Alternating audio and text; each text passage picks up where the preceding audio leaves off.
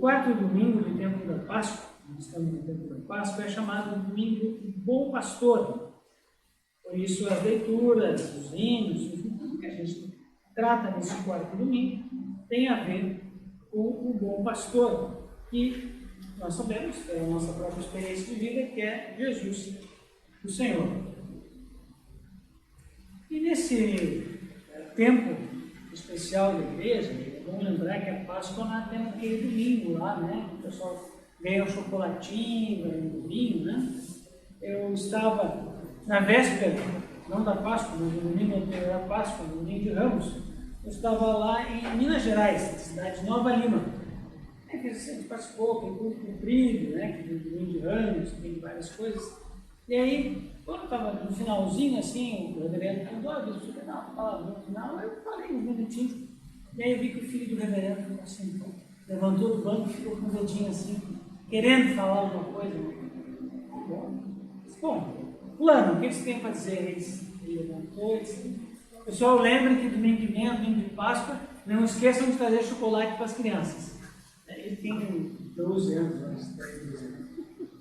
Estava um pouco legislando em causa própria, mas em todo caso eu soube que depois, de fato, o pessoal levou e repartiu para as crianças que estavam na igreja. Então, foi importante o aviso dele, né? A lembrança dele lá no domingo anterior do pessoal.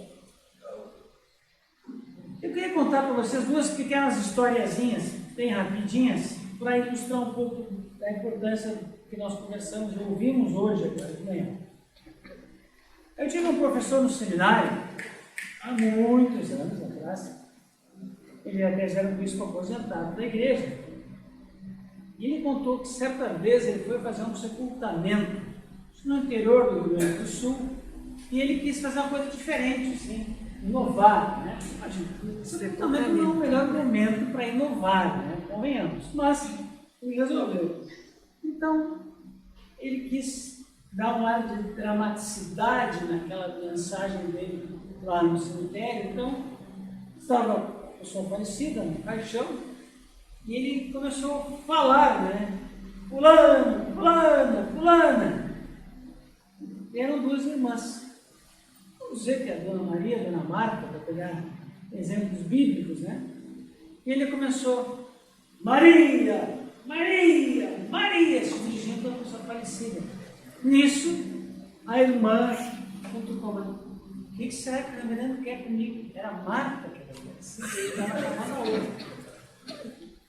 Não, essas coisas acontecem, são problemáticas. Então ele não sabia, de fato, o nome da pessoa. Ele estava chamando o nome errado. E uma experiência agora contada da minha vida. Não foi ainda antes de entrar para o seminário, não era nem pensar em ser reverendo. Foi o dia que eu descobri que o nome da minha avó materna não era Dinda.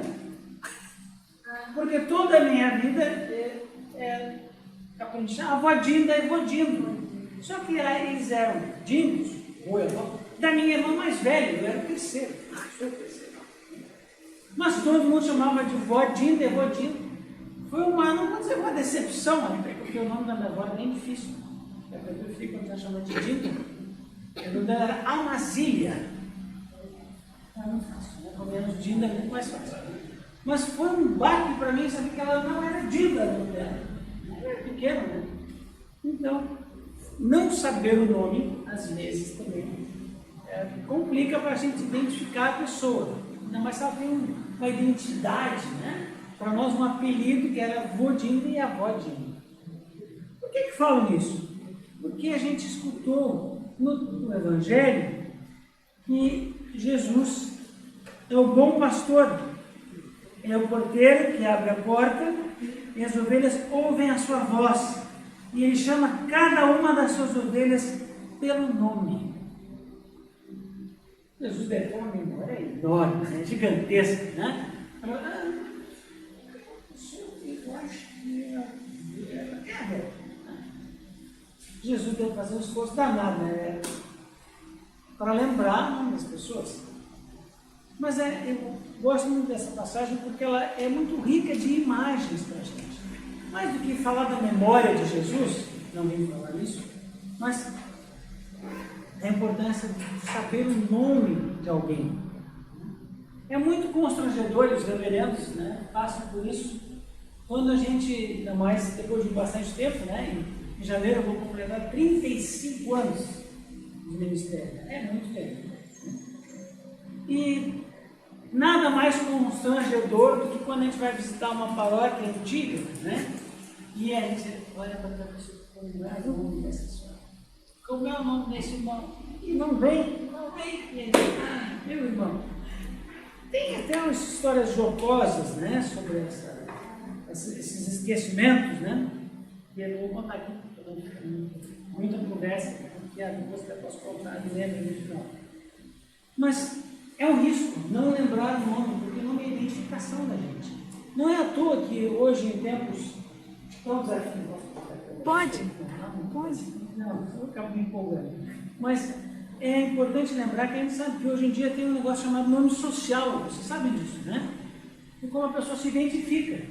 E assim, nem vou entrar no mérito do que é ou não é, a pessoa, né, mudar de identidade, de gênero, eu não vou entrar nesse mérito, porque eu acho que é uma questão muito pessoal. Mas o nome é muito importante e a identidade da gente. Alguns talvez não saibam, mas a verdade hoje me conheceu por um apelido que na minha família eu sou chamado até hoje. Né? E é muito engraçado que quando eu fui sagrado bispo, teve gente que me chamou com pomposidade de Dom, que acabou de tirar da gente, não mais Dom, né? E me chama pelo apelido, eu achava muito engraçado, Dom de Dum,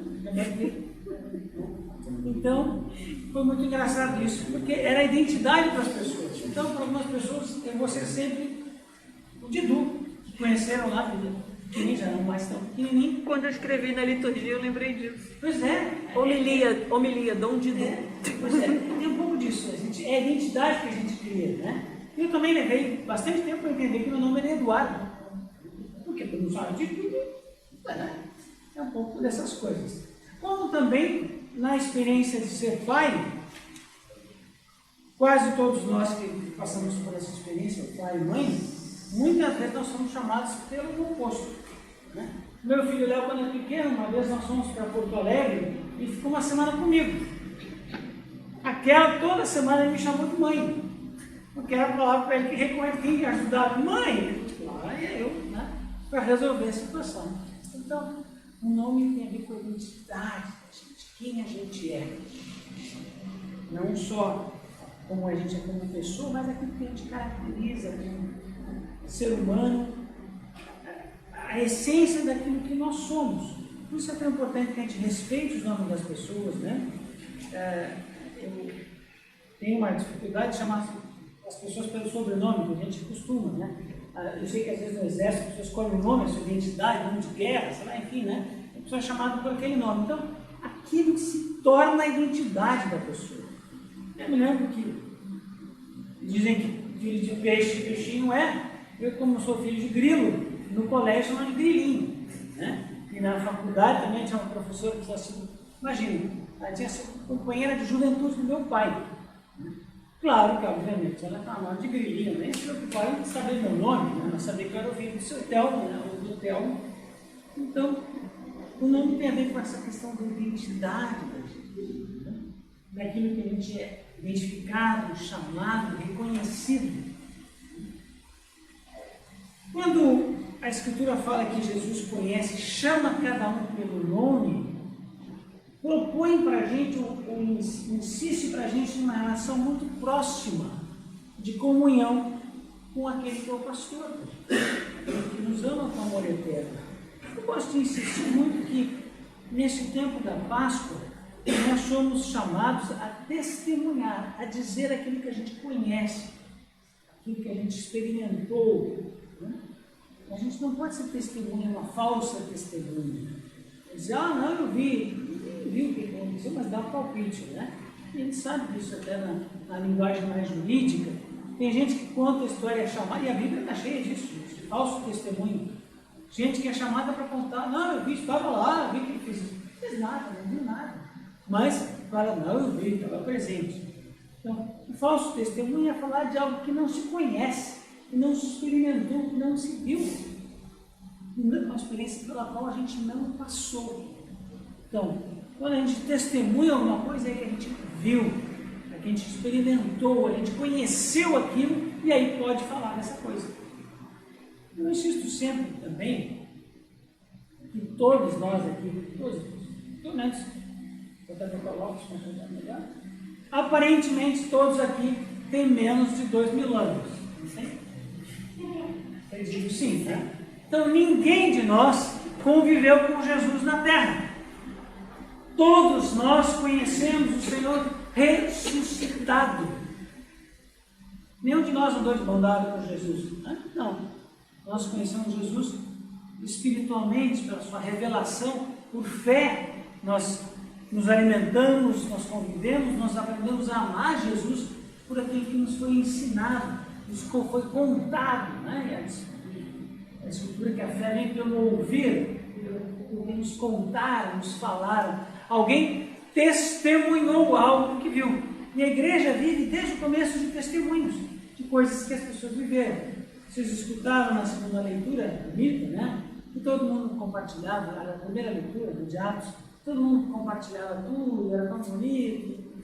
Alguém contou. Nós não estávamos lá para ver isso acontecer. Então, este livro aqui, que é a Bíblia, é um livro de muitas histórias e muitos testemunhos de pessoas que viveram coisas e contaram para os outros. Tem um salmo, se eu não me engano, 44, que diz: Senhor, nós ouvimos falar das coisas que fizeste, nossos pais nos contaram, diz o texto bíblico. Então, nós somos um povo que ouve histórias, que fica conhecendo histórias. Eu tenho certeza que nosso irmão Ormandinho já deve contar muitas histórias para vocês das coisas que ele viveu, né? Hoje ele está conversando um pouco com a gente. Então, ele testemunhou coisas e vocês hoje são testemunhas do que ele contou para vocês. E vocês vão contar para os outros sendo testemunhas porque vocês viram, viveram, experimentaram essas coisas. E a igreja é o povo do testemunho. Conta daquilo que experimenta. Mas não conta como como Jesus era um cara bacana. Puxa, era muito legal. Mas viveu lá longe. Viveu num outro tempo. Nós, cristãos, nós não vivemos de saudade. Como Jesus era bom. Não. Nós vivemos de uma presença. Nós afirmamos que Ele está vivo e está conosco. Aqui, agora, nesse momento. Quando a igreja proclama, aleluia, Cristo ressuscitou, não é só uma palavra, uma frase de efeito, igual bonita, não. A gente está dizendo, olha, a morte foi vencida. A morte não é a palavra final no mundo de Deus, na criação de Deus, no coração de Deus, mas vida. E o texto bíblico que nós estudamos, o Evangelho que a Helena proclamou para a gente, o último versículo, alguém lembra o último versículo que ela leu? Ela, eu sei que lembra. Eu vim para que tenham vida. Esse, fácil, né? Vida. Eu vim para que tenham vida e vida em abundância. Bastante vida plena, vida verdadeira. Então, a palavra forte, verdadeira e definitiva de Deus para toda a sua criação, para cada um de nós e para todo mundo é vida. Não é morte, não é sofrimento, não é dor, não é tristeza, não é chateação, não é enfermidade, não. É vida. E a vida ultrapassa e ao mesmo tempo preenche todas essas coisas, envolve todas essas coisas, que são partes, são dimensões da vida também. O sofrer, o se incomodar. Vocês que são jovens e atletas, devem ter sentido, especialmente os mais compridinhos ali, né? Nós fomos falar na hora do nosso lanche ali. Vocês já sentiram dor quando estavam crescendo? Estavam crescendo? Existe um negócio que os médicos chamam de dor de crescimento. Quando os nossos ossos começam a esticar, ele está crescendo. Os mais baixinhos talvez não tenham sentido muito, né? Eu não sou muito alto, mas sentia muitas dores nas pernas quando era criança para jovem, né? Sei lá, 9, 10 anos, quando é mais pichada, como dizem meus pais, né? E a gente sente dor. crescer também dá trabalho, dói. E crescer não é só crescer em altura, em estatura, que é importante, bom, né? Para alguns ajuda para muitas coisas, atrapalha para outros, mas para muitos ajuda. Mas crescer como pessoa é muito difícil. Dói também. Porque a gente precisa amadurecer. Seria muito, não sei se seria muito bom, mas seria mais fácil. E às vezes quando vejo crianças pequenininhas, eles nem sabem que existe boleto para pagar, né? Nem sabem que tem dificuldade, né? Emprego para arranjar, comida para comprar, mercado, a criança espera tudo. Né? Sabe que em algum momento alguém vai trazer a comida. Nem o Vitório também sabe, né? Vai chegar a boia lá para ele também, né? Os animais também confiam na gente. Então, a atitude da criança normalmente é de esperar que alguém faça por ela. O difícil de crescer, eu tenho 2 filhos, né? Já estão crescidinhos, não um mais em tamanho, em menos de idade, outro mais em idade, menos de tamanho, mas tenho aprendido que não é fácil crescer. Dá trabalho, dói às vezes fisicamente, e dói porque a gente se decepciona, tem que tomar atitudes que às vezes não gostaria, tem que assumir situações.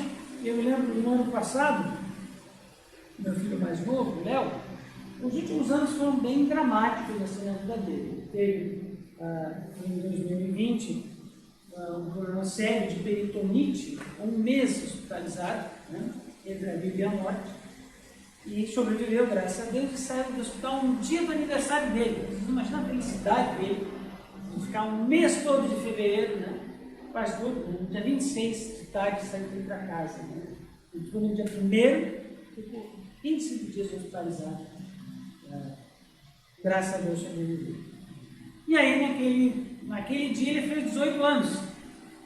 Né? E alguns meses depois teve que se alistar no exército. Então ele estava naquela dúvida, no ano passado, se faria o serviço militar ou não. Ele foi chamado e foi por 3 vezes lá na Tijuca, né, fazer aqueles testes, aquelas conversas. E ele, como um jovem que gosta de polemizar, naquela época estava com o cabelo colorido, assim, né? E aí resolveu, na véspera, foi no barbeiro, tosou aquela cabeleira, bem raspadinha assim, mas ainda apareceu colorido. Foi o que bastou para mexer com ele lá no exército, lá na inspeção, lá na apresentação.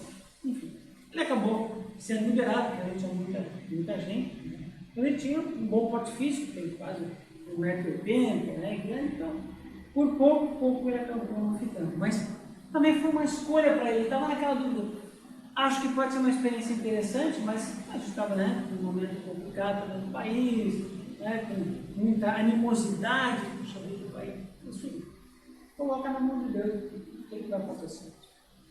Isso também é um aprendizado para a vida da gente, colocar-se nas mãos de Deus.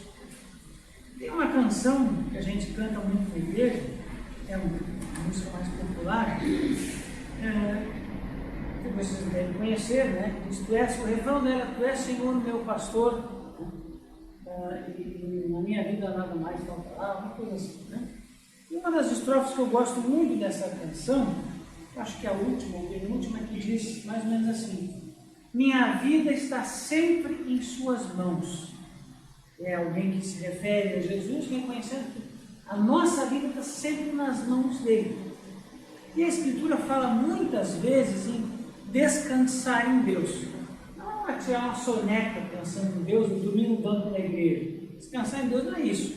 É confiar tanto no amor de Deus que mesmo diante do maior problema a gente sabe que não estou sozinho, não estou desamparado, não estou abandonado. Aliás, este livro aqui, se a gente pudesse resumir, esse livro, a minha grande letra é grande para eu poder enxergar, mas, né, tem muitas páginas. A Bíblia talvez pudesse ser definida como o livro da companhia, porque ela insiste do começo da primeira página, um dos primeiros capítulos dos livros da Bíblia, até o final, que não estamos sozinhos, estamos acompanhados. Deus é a nossa companhia, desde o começo. Deus cria, nos chama, nos dá oportunidade, caminha conosco, nos mostra, vai por aqui, não vai por ali, então a gente vai e puxa de volta. Né? Aliás, aquele símbolo ali do pastorado é muito interessante. Uma vez eu vi um sermão do mesmo, uma sagração de Cristo, dizendo por que esse instrumento, agora eu vou mexer, eu volto para cá. Por que é que o símbolo do pastor, o cajado, tem esse formato aqui? Para dois motivos. Né? Quando as ovelhas estão um pouco emperradas, o pastor vai e dá uma cutucada, vamos caminhar, vamos mexer. Né? Quando as ovelhas são um pouco desgarradas, o que ele vai lá e faz? Dá uma puxadinha assim, volta para casa, volta para casa. Desculpe como está você. Obrigado pela sua ajuda. Ou seja, é um símbolo do cuidado amoroso. Quando está meio empacado, ele diz que alguém dá uma empurradinha. Quando está saindo do prumo, alguém vai lá e nos chama de volta. Então esse é o símbolo do pastorado, que é o símbolo chamado dos bispos, né? São chamados dos pastores. Mas esse é o pastorado da igreja. Cuidado da igreja. Às vezes não cuida por causa da gente, cuida porque nós somos chamados para cuidar. O Bernardo Moroni, a Verena Josi, também eu, nas nossas experiências de ordenação, quando a igreja se reúne e diz, olha, fulana foi escolhida, nós vamos orar, vamos impor as mãos sobre essa pessoa para que ela exerça o ministério, toda a igreja está dizendo, olha, você está sendo consagrado, está sendo ordenado para servir as pessoas. Então a gente não faz coisa porque dá na telha da gente, eu acordei hoje, eu vou abrir a igreja, não. Porque a gente foi chamado e respondeu esse chamado. Porque esse pastor que nos ama com amor eterno nos chama pelo nome. Ele nos conhece. Um dia cutucou, Josi, vem. Até para dar umas fugidinhas, não sei, né? Mas, eu também. Mas, né? Todos nós, não quero. Vem. A gente responde. E um dos meus profetas preferidos, eu vou terminar por aqui, senão a gente fica sem Paulo fica falando. Um dos meus profetas preferidos é o profeta Jeremias. Eu me identifico muito com ele, porque tem uma característica que eu até tento não mostrar muito, mas até não sei se vocês percebem. Eu sou bastante resmunguento. Vocês dizem, não quero, não vou. Eu brinco muito em casa com os filhos, né? Olha, posso fazer isso? Não. Como assim? Não. É mais que brincar do que resmungar. Né? Então eu me identifico muito com isso. E o profeta Jeremias é assim. As histórias dele, ele reclama do dia que nasceu, reclama do dia que a mãe dele nasceu, ele reclama de tudo. Mas ele diz lá pelas tantas que ele não queria mais. Tem vezes que eu penso, não quero mais, não aguento mais, o chamado de Deus é muito pesado, mas quando eu quero dizer não, vem como um fogo assim por dentro e diz, é o que eu quero. Eu nasci para isso. Fui chamado para isso. Então, em determinados momentos da vida da gente, nós vamos sentir isso. Qual será que é o meu chamado? O que será que o mundo está me dizendo? O que será que Deus está me dizendo através das pessoas com quem eu convivo? Chamando pelo nome. Soando o meu nome. Convocando, vocar, né? Essa palavra, essa radical, essa voz chamar. Quando a pessoa é convocada, alguém chama a gente. A voz tem a ver com isso. Ser chamado, dizer, pronunciar o nome da gente. E a Escritura está cheia de passagens assim, eu te chamei pelo nome, tu és meu, diz o Salmo, Jesus repete, a Escritura repete várias vezes. Nós somos chamados pelo nome, mesmo que a gente não escute muito bem. Sou eu mesmo, tenho certeza? Não, é outro Eduardo, não, é outro mesmo. Você mesmo que ser chamado. Então, às vezes demora para a gente descobrir qual é o chamado da gente, qual é a vocação da gente, em que momento a gente vai dizer, sim, quero. Nem todo mundo tem a mesma vocação. Eu, às vezes, vejo na televisão, médicos, enfermeiros, eu acho muito bonito. Mas eu não sei se eu teria essa vocação. Eu gosto de cuidar das pessoas, mas deixei, eu confesso, eu tenho dificuldade até para dar injeção. Eu dei injeção 2 vezes na minha vida, mas acho que eu estava com mais medo de dar injeção do que a pessoa de receber. Eu tinha medo de machucar a pessoa. Né? Então, assim, tem um pouco dessas coisas. Não é realmente a minha vocação. Né? Mas se for lá para fazer uma atadura, sangue não tem problema. Mas, enfim, carne, vai ser tudo errado para a pessoa. Mas, enfim, tem a hora da gente descobrir qual é a vocação. Isso vai acontecer em algum determinado momento da vida da gente. E até descobrir qual não é a nossa vocação. Porque às vezes a gente acha que queria fazer isso, né? Eu, quando pequeno, tinha algumas dúvidas. Eu não sabia se eu queria ser astronauta ou jogador de futebol. Graças a Deus, nenhuma delas, Deus me permitiu. Eu ser muito ruim como jogador de futebol e talvez para astronauta, pior ainda. E fui descobrindo aos pouquinhos que ele queria que eu fosse pastor do povo, do seu povo, cuidasse do seu povo, né? E foi me ajudando nisso. Quem nos chama, eu vou terminar com isso, a Escritura diz: os chamados e os dons são irrevogáveis. Quer dizer, olha, quem me chamou, está chamado, não tem como fugir. E os dons para exercer é dado por quem chama. Se Deus chamou, diz: olha, vocês vão correr, vão saltar, vão fazer. Se Ele chamou, Ele vai capacitar vocês para essas coisas que chamam. Podem ter certeza. Não vai cair do céu, não. Tem muito trabalho, muito esforço. Né? Tem aquele jogador de golfe que dizia, né? Eu tenho muita sorte. Quanto mais eu treino, mais sorte eu tenho. Né? Então, o esforço de fazer, se colocar à disposição, também faz toda a diferença. Por isso, a gente tem que sempre estar atento para aquele que nos chama pelo nome. Fulano, sim. Não como o Reverendo lá que errou, a pessoa para. Né? Ou eu que achava que agora era Dina, né? Era só Dina da minha irmã, mas todo mundo acabou pegando uma beiradinha naquela dindice dela, né? Para a gente. Então, saibam que Deus chama pelo nome. O momento de escolher vem. Preciso confiar e saber que aquele que nos ama, com amor eterno, está sempre conosco, sempre cuida de nós. E em algum momento da nossa vida a gente vai ter muita clareza disso, muita certeza. Mas é tempo dele. Nós vamos descobrir isso. Deus nos ajude. Amém.